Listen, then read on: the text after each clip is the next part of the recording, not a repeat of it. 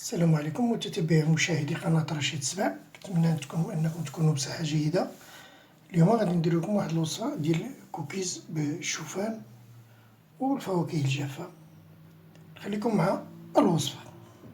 السلام عليكم، نهاركم مبروك، نتمنى تكونوا بالف خير. اليوم ان شاء الله غادي نقدموا واحد الكوكيز اللي كيجي رائع. هذا الكوكيز هو خاص المكون ديالو الاساسي هو الشوفان. كما كتلاحظوا فالشوفان اللي ما كيكون مهرس شي شويه راه كيتباع عند الهري بدون دقيق وبدون بيض. هذا الشوفان ان شاء الله غادي لهاد الوصفه غادي نحتاجوا نص كيلو من الشوفان. عندنا كاس ديال الماء خصوش يكون بارد، كيكون دافي. عندنا 2 كيسان ديال الحليب. عندنا معلقه كبيره ديال الزبده. عندنا العسل، انا استعملت هنايا العسل الحر، فالا ما عندكمش العسل الحر يمكن تعوضوه بالسكر الاشقر اللي كيتسمى لاكاسوناد. هنا كنحتاجوا عاوتاني الكاس ديال نواه كوكو او الكوك. عندنا ربع كاس ديال زيت الزيتون. عندنا 2 خنيشات ديال الفاني، وعندنا نص خماره. وكنحتاجوا ايضا الحب الشوكولا بيبيت ديال الشوكولا ديال الكوكيز اللي خصها تكون من نوع جيد. اما بالنسبه للمكسرات فلكم الاختيار. انا استعملت هنايا عندي واحد معلقه كبيره ديال النافع، 2 معالق كبار ديال الزبيب، 2 معالق كبار ديال اللوز كما كتلاحظوا راه هرستو. عندنا 2 معالق ديال الزنجلان، وعندنا معلقه صغيره ديال القرفه، ومعلقه صغيره ديال السكينجبير،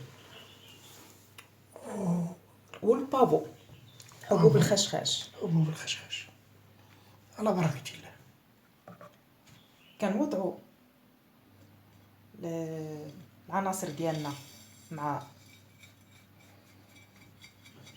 الشوفان ونخلطوهم جيدا.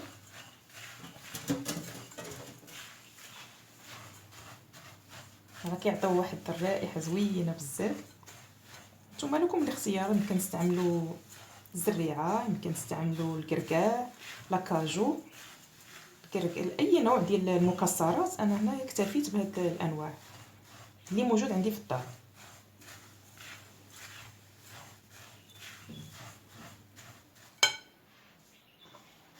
كنوضع زيت الزيتون. فكما كتلاحظوا راه العناصر كلها مفيده للجسم. استعملوا لوليداتكم في الفطور وانتم.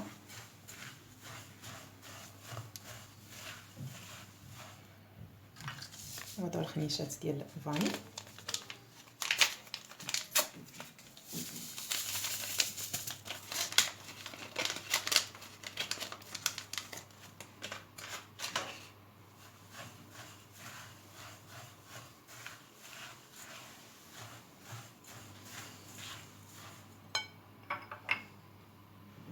العسل،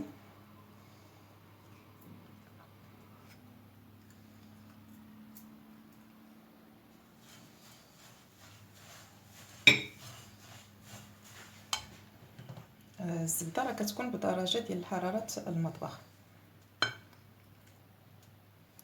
باش كتسهل علينا تندمج مع العناصر ديالنا.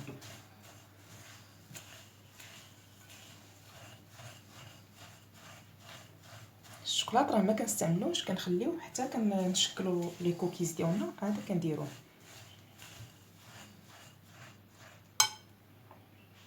الكوك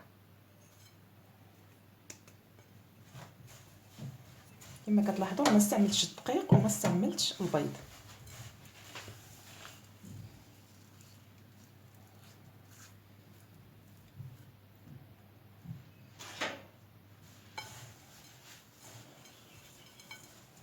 كنبسوا العناصر ديالنا.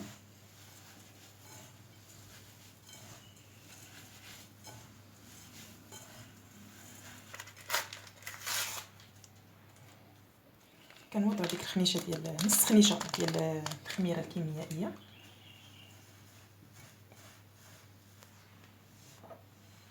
كنوضعوا الماء.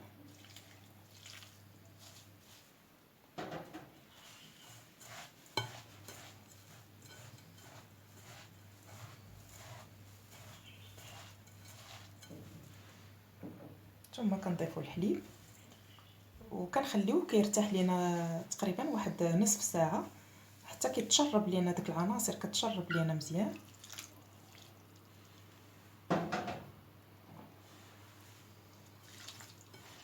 فما تخافوش الا كان الحليب راه كله غيتشرب.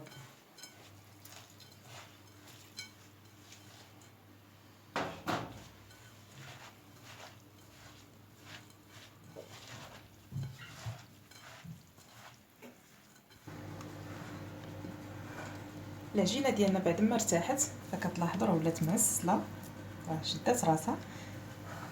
في هاد الاثناء راه كناخذ واحد القليل من الماء. انا وضعت هنايا ماء الزهر لو دورونجي، كنبلل به اليدين ديالي. كناخذ واحد الكره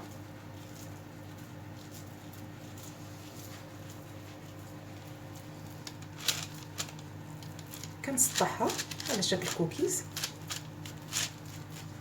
وكنجمعوا الجناب، لان كتعرفوا راه المكسرات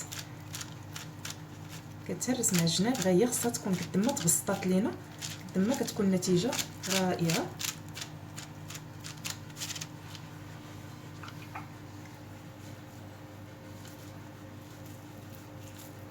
فهاد الكوكيز ديالنا راه كيجي زوين صحي كما كتلاحظوا، راه غني بالمكسرات،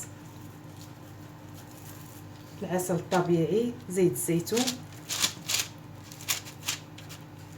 نفطروا به، نعطيو لوليداتنا مع الصباح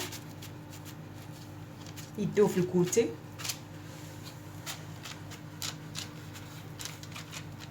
غادي نوريكم واحد الشكل. كنوضعوا حبات ديال الكوكيز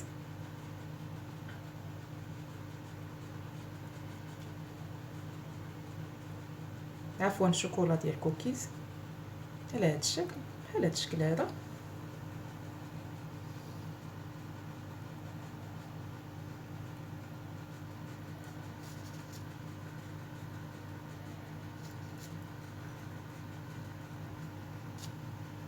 غير هو الجناب خصهم يكونوا مجموعين،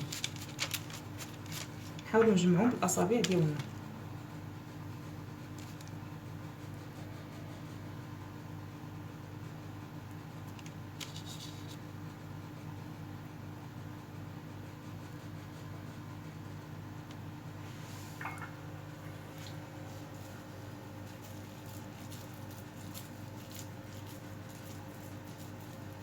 نوضعوا الكرات. نتوما كتحكموا في الحجم ديال الكوكيز ديالكم.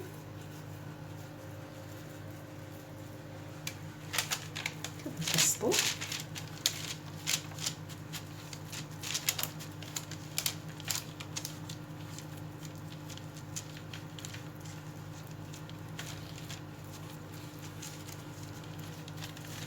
بهذا الشكل.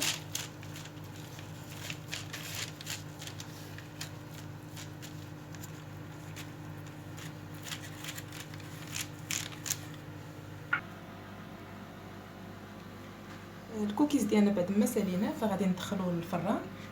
غادي نقصوا عليه العافيه، تكون مهيله بزاف باش ياخذ الطياب ديالو، ما كياخذش معنا وقت طويل.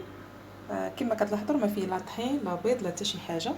غادي نشعلوا عليه من التحت على 150 160، وغادي نشعلوا عليه عاوتاني من الفوق، فكيطيب في واحد الفتره اللي هي وجيزه دغيا. كوكيز ديال الشوفان او لي فلوكون دافوان ملي كيخرج راه كيجي على هذا الشكل، كيجي رائع كما كتلاحظوا، يجي زوين. نتمنى تجربوه. كيتشاهدوا هما محمرين واحد الرائحة كتطلع منهم تتشهي، سخان باقي سخون من داكشي. ديما تنصور لكم الحليوة وهي سخونة، راه كيجيو معلكين. نتوما راه شيشين بزاف مع هداك الشوكولا تيجيو فنيونين. والفواكه الجافه مع النافع مع الزنجلان، ديك النسمه ديال السكينجبير ديال القرفه راه كتعطي واحد المذاق جميل. شوفوا التشكيل ديالهم كيجا زوين فنيون مع الشوكولا كي كتبان من الفوق. يعني شيء رائع وجميل بزاف. كنتمنى انكم تجربوه وتردوا علينا في التعاليق ديالكم. ودائما معكم رشيد السباع.